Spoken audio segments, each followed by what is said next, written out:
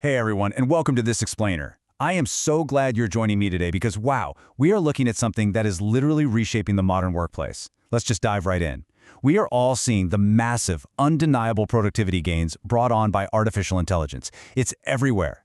But hiding just beneath the surface of those lightning-fast processing times and automated workflows is a silent, almost invisible threat to the very future of our workforce. Today we're exploring a concept called the hollow organization.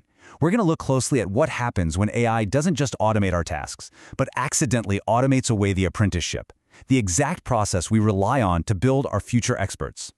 Think about this for a second. An organization can become more productive and less capable at the same time. Read that again in your head. It kind of feels like a paradox, doesn't it? We are totally hardwired to believe that if a company is getting faster, leaner, and more productive, it just has to be getting better and more capable. But this provocative idea is the core of our explainer today. We're going to unpack exactly how this illusion happens and why relentless efficiency doesn't always equal enduring capability. So let's jump right into Section 1, the productivity paradox, efficiency versus capability. Okay, picture this. You've got an organization a few years into a massive, highly successful AI rollout. It looks like a total home run on every conventional dashboard. Reports that used to take days are now drafted in minutes, meetings are instantly transcribed, research agents summarize vast document libraries into perfectly coherent briefings in seconds, and all that routine casework just hums quietly in the background. The gains are massive, and leadership is absolutely thrilled. But we have to make a really critical distinction here. When we look at a highly successful AI rollout, we tend to lump all routine work together as just this irritating cost that needs to be eliminated. But there are actually two totally different types of routine work. On one hand, you have routine effort that merely consumes time. Think of rekeying data between systems or fixing predictable formatting errors. Automating that? Absolute no-brainer. But on the other hand, we have routine activity that actually creates capability. Consider a junior analyst putting together a monthly performance report. Sure, they're making charts, but the developmental value is what they encounter along the way.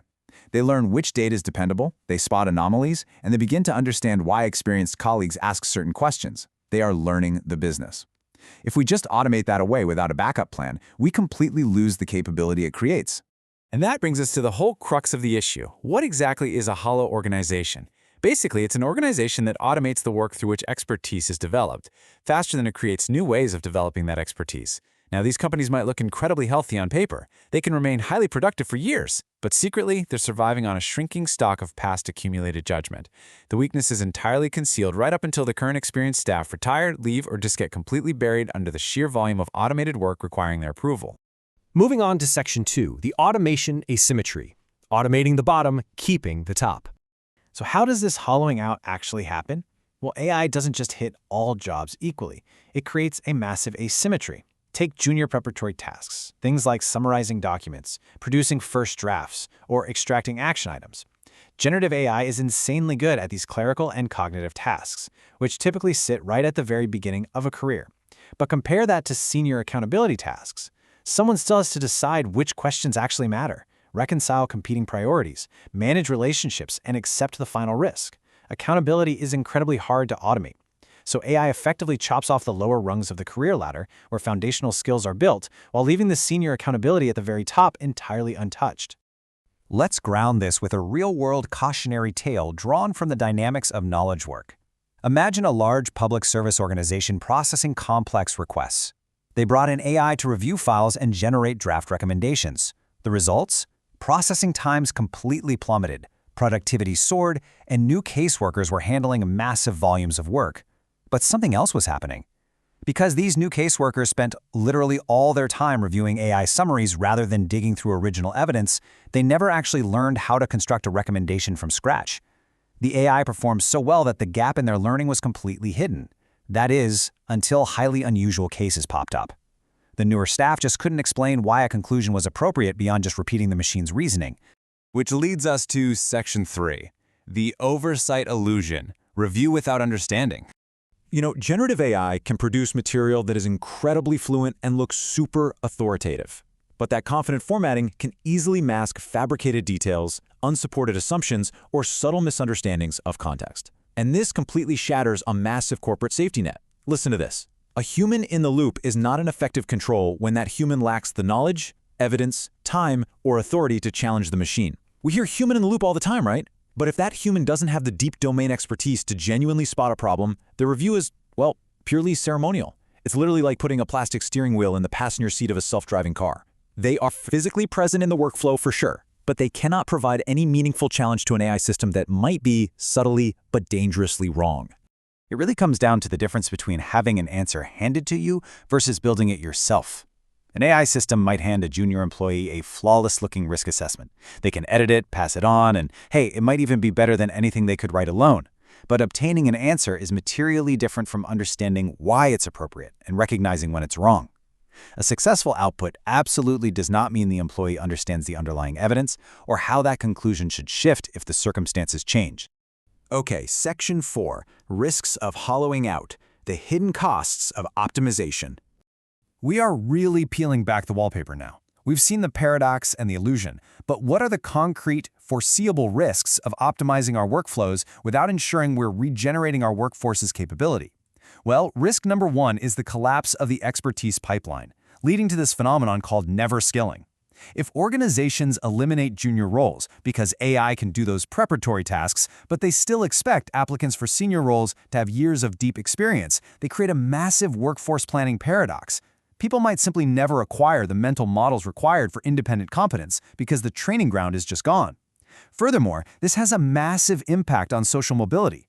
Entry-level roles have always been the bridge into professional careers for people without extensive networks or credentials. If structured development disappears, that door just slams shut. Risk number two is seeing that oversight illusion play out in daily practice.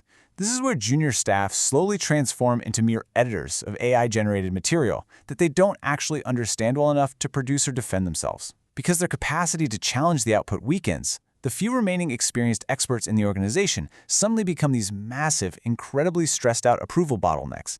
Frankly, it's faster for an expert to just fix an AI error than to sit down and teach a junior staffer the judgment behind the correction. So delivery keeps moving, but knowledge transfer completely grinds to a halt.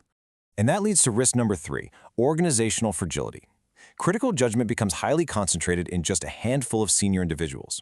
Meanwhile, what happens to all that time saved by AI? It almost never goes into learning or reflection. Usually, a day with fewer simple tasks just gets filled with a higher volume of ambiguous, emotionally demanding, high-consequence work. Your throughput goes way up, sure, but your organization becomes incredibly fragile, often discovering way too late that their automated systems were actually consuming their expertise, not renewing it. Let's look at how to fix this. In Section 5, Redesigning Work and Learning, Automation Without Amnesia. Okay, take a breath because it's definitely not all doom and gloom. Let's pivot to the solution. The goal here is absolutely not to preserve obsolete, inefficient processes just out of nostalgia. Traditional apprenticeships could be slow, accidental, and uneven anyway. The objective is to achieve automation without amnesia. We want to preserve and even improve the learning that the old, slow work used to provide. So let's walk through this playbook for capability renewal. Step 1. Graduated automation. Don't make it binary. Have new employees attempt a task unassisted first, and then compare their work to the AI's output. Treat AI as a scaffolding tutor, not a total substitute. Step 2. Active review.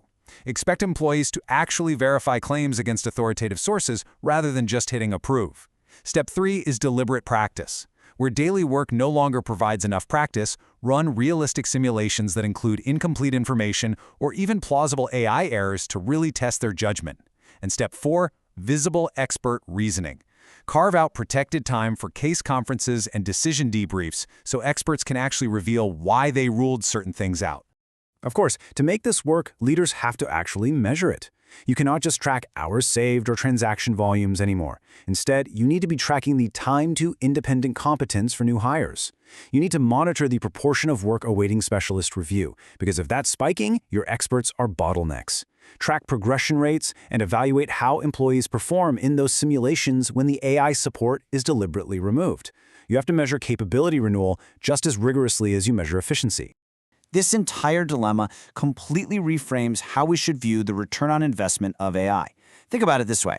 An automation program that saves time while weakening succession is not eliminating cost. It is transferring costs into the future. The organizations that actually win in the long run won't just be the ones that automate the fastest. They will be the ones that treat human expertise as a renewable organizational resource, deliberately redesigning learning right alongside the work itself. So I want to leave you with this final, vital question to consider for your own industry.